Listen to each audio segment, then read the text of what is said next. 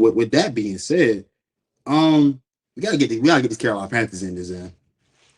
We gotta talk about these Panthers, man. We gotta talk about these boys, bro. Watched that game yesterday. Had a great time watching that game yesterday. Had a few brews or what was around. Family was very pleased with how this team battled.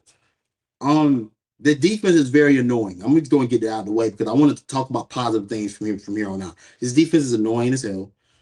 We need to only focus on the defensive side of the ball this offseason. Free agents, draft, go get me a defense. Go get me another interior guy to go alongside Derek Brown, and go get me an edge.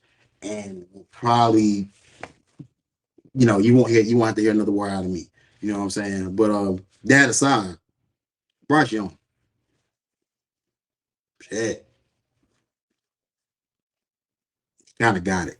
A few months ago on this podcast, I said Bryce Young time in Carolina's done, and at that time it looked like he was heading that direction.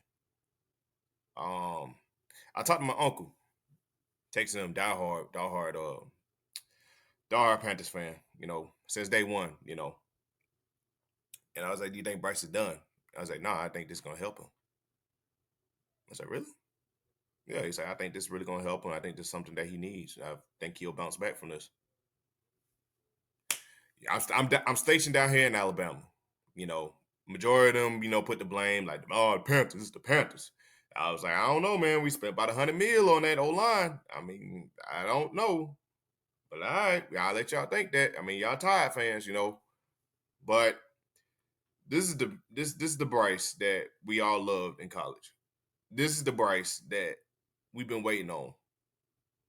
We got a little bit of it in the Green Bay game last year, but man, the way he's making the throws, bro, the rainbow type throws, dropping it in the bucket like that, man, that kind of reminds me of Russell Wilson. Like, how he started. Russell Wilson a bit up on the shorter side as well, but I feel like he's been watching tape on Russell Wilson in Seattle days.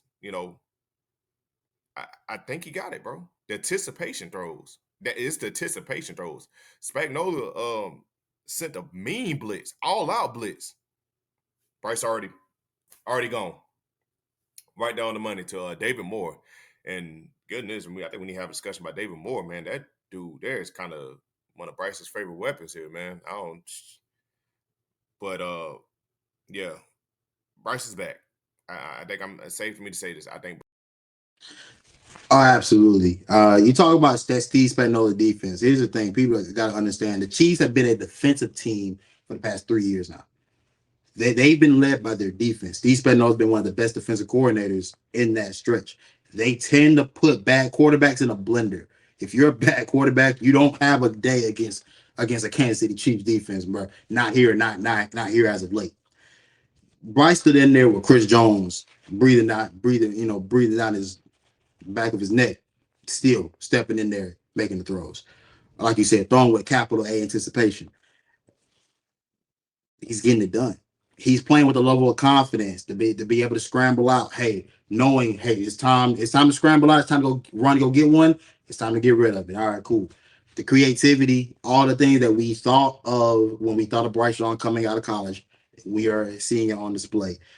And it kind of make it, as a fan, I breathe a sigh of relief because we don't have to worry about quarterback talk for the off season. At least as of now, still games to be played, but it feels like we don't have to talk about what we need to do at quarterback, next season. It feels like we can continue to improve the rest of this roster because I will say, with how this team competed, the offense is probably another receiving weapon away from being a legitimate threat.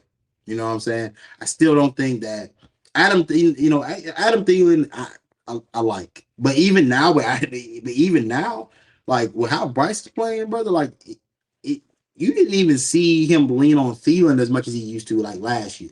Last year, you would have saw Adam Thielen get spammed for 10 receptions. This year, you get a catch. You get a catch. You get a catch.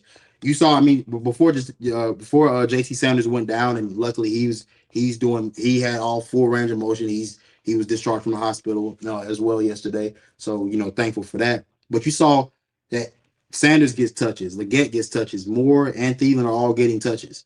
There is no keying in and eyeing in on one guy, and I give credit to Canales. That was a very well called game yesterday. Aside from the red zone, there are some red zone woes that we had yesterday. That against a good team, you want to finish those drives off, but again, for the most part, you talk about any every week aside from this week since Bryce has been back, the red zone has not been a problem for us. So I don't know if I want to put that on Canales not calling the right plays, or it's just the fact that you're facing one of the best defenses and one of the best DCs in the league. So other than that, I mean, Canales put on a massive class on how to call a game against that defense.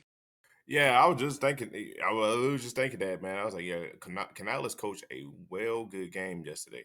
Um, so that gives us confidence. There's hope. There's hope for the future here. There's hope going into next year. So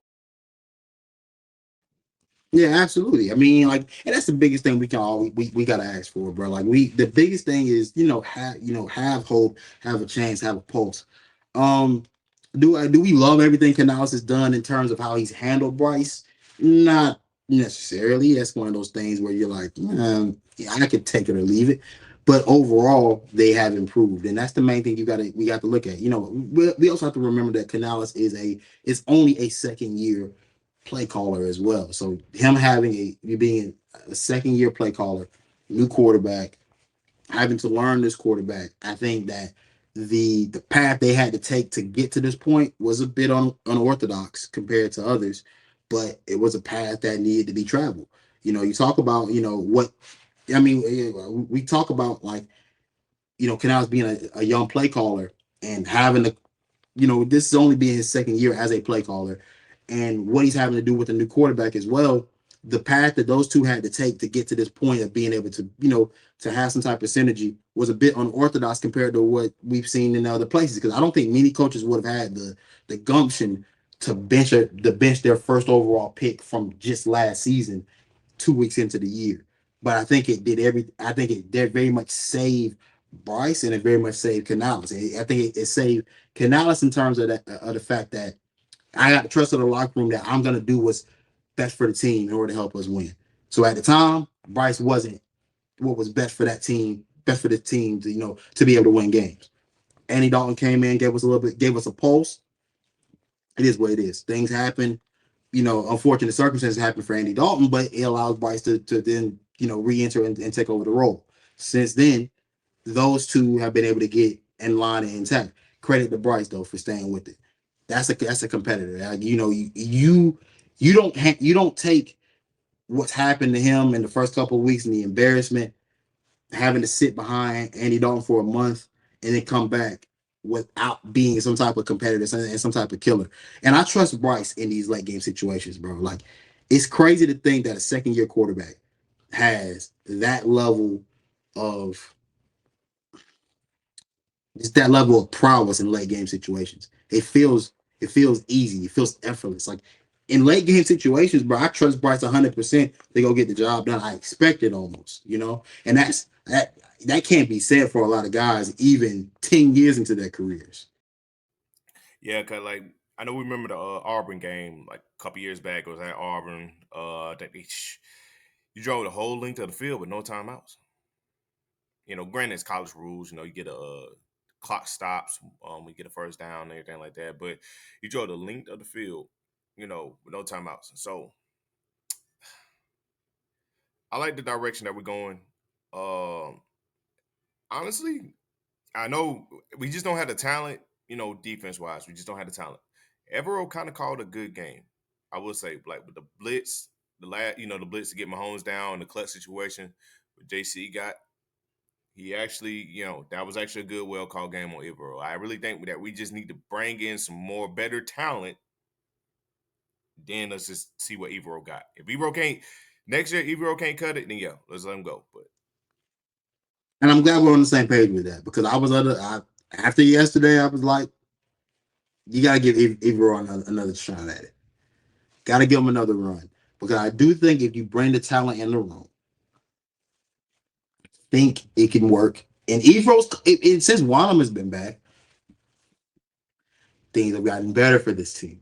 Right, right. almost like he was a priority signing in the offseason that we just needed to get healthy. Now, obviously, we didn't know to which extent that he was injured, and obviously the setbacks after surgery and whatnot. But since he's been back, the pass rush. Oh damn, you had 5 sacks against a Patrick Mahomes Chiefs offense that typically doesn't get him touched a whole lot. So They were all Gamecock players that got sacks yesterday. All of them came from the University of South Carolina.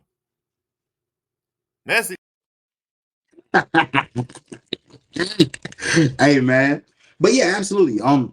Add more talent in the room, man. Here's the thing, like and quickly, and before we transition out, players that we would want to draft.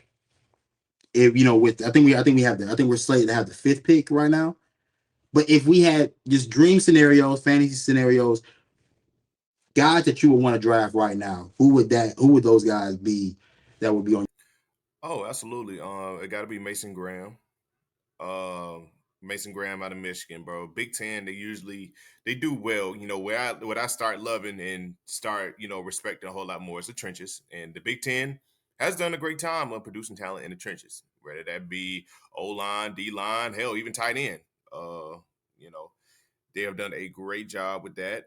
So I think our first pick has to be Mason Graham, easily. Let's build that up. Then second round, third round, you already know I won't. I doubt it's gonna happen. But Kyle Kennard, Nicky Mawari. Give me Kyle Kennard, Nicky Mawari. Kyle Kennard can somehow drop. I did, but this thing, Wadham is actually doing decent. Clowney, well, Clowney up there in age, so I think only get Kyle Kennard because Clowney's kind of up there with age. Wadham, I think he earned his keep here. That's just me. So either way, guys, you're gonna have a Gamecock on the edge, regardless. You got me, but and just give me Nicky Mawari the secondary. I think him, J.C. Horn, in the secondary would be scary. I think we really need a safety. I think we need a safety bad. Yeah. Then I think we need a linebacker as well. What line? I don't know what middle linebacker would catch my eye. It got to be somebody from the ACC. They usually produce, good linebackers. So I mean, I don't really. Barrett Carter from Clemson. I'm with it. I mean, finally get a that could Finally be get a that'll be a Clemson good guy. play, Like great defensive play. I'm not mad Yeah. at that at all. If I had to go, yeah, obviously first overall, I would love.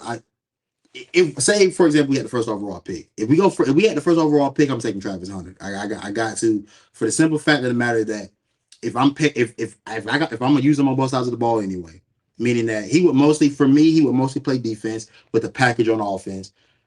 But pairing him alongside J.C. Horn would instantly make Carolina better. Travis Hunter on the offensive side of the ball for the Carolina Panthers would instantly make that offense better, like today.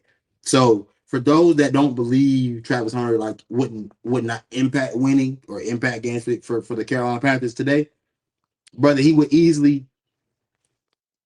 the best. He would go to being the best weapon in the receiving room today, and he would be your second best corner today. So for those that don't believe, I need you to look a little bit closer at the roster that we have. Mason Graham would be my dream pick in terms of pairing him up with Derrick Brown, getting Derrick Brown back healthy next year, having those two in the interior, especially watching how teams run the ball on us. That would instantly change that and make us better. I think that would put us. If you add Mason Graham to this team currently right now, we a couple of those games look a little different with how Bryce has been playing. They look a little bit different if Mason Graham is there, and teams can't just bludgeon us with the ground game each and every snap. Abdul Carter on the edge, if that would be my third option. Abdul Carter off the edge would instantly help this Panthers team. Um, it would give us the type of edge rusher that we've been looking for. Man, I got that plays with us, plays with that level of intensity. Knows how to set the edge, knows how to play in the run game as well. Um, but like you said, if Kyle Kennard is there in the second round, that's a no brainer for me. And Nick and Mawari again. If those guys are there in the second round, and I know it feels like we're just being homers, but these are so clearly some of the best players coming out that if they are there in the second, you must spend the capital to bring these guys and put them in process blue. That's it. There is no other. I will not debate anyone about it. If you watch the South Carolina Gamecocks, you understand why we. And we're not even trying to be homers and everything like that because I mean there's guys that we have said in the past. I'm not gonna say their names, out of respect, but we was like, hey man, keep it a buck with you. He ain't it. Guys asked. I was like, he's not that good. I'm gonna keep it a band with you. But these are guys that I think that can help this team right now. And I mean, hell, I saw a tweet or so. Nikki Mawar didn't participate in the seeing day stuff. I mean, usually that's people that's about to leave out. I think Nick's the junior, It's but dream. I mean, I don't know. He might have one more year in him. Who knows? We can see. I mean, it's all a possibility. But the last